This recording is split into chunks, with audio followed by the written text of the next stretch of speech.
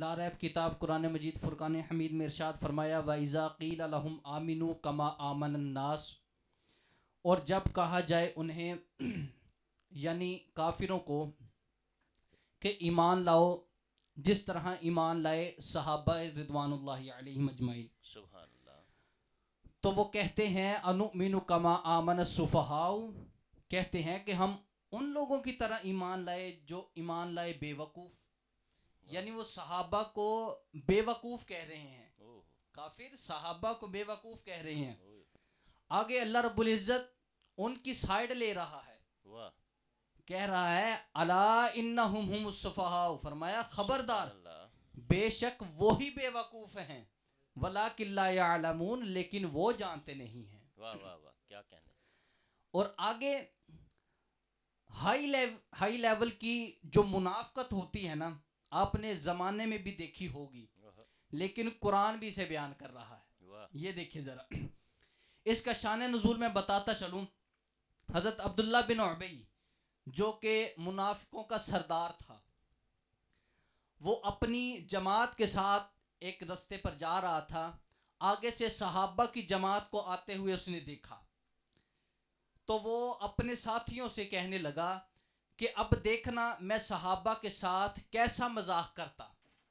کیسا ان کے ساتھ کھیل کھیلتا۔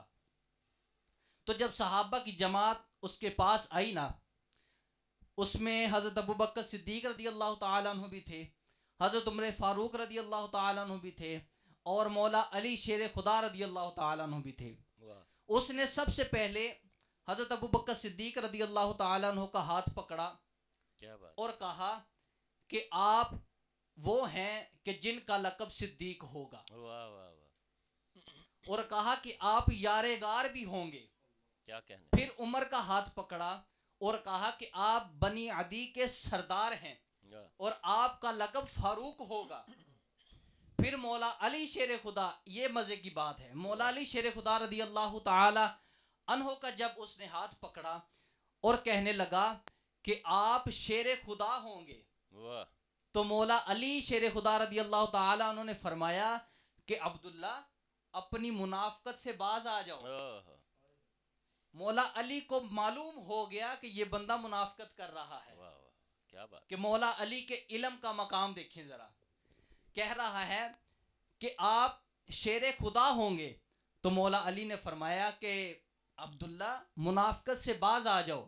جب وہ اپنے رستے کی طرف چل پڑا تو عبداللہ بن ابی نے اپنے حواریوں سے کہا، اس نے کہا دیکھا میں نے کیسا مذاق کیا ان کے ساتھ۔ کیا بات ہے، واہ۔ جب اتنی بات کی تو اللہ رب العزت نے اسی وقت قرآن نازل فرما دیا۔ اللہ رب نے فرمایا وَإِذَا لَقُوا الَّذِينَ آمَنُوا قَالُوا آمَنَّا،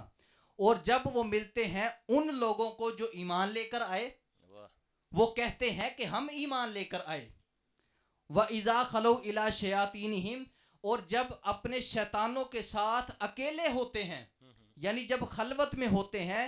قَالُوا إِنَّا مَعَكُمْ، تو شیطانوں کو کہتے ہیں کہ ہم تو تمہارے ساتھ ہیں۔ سبحان، ادھر جب اس جماعت سے ملے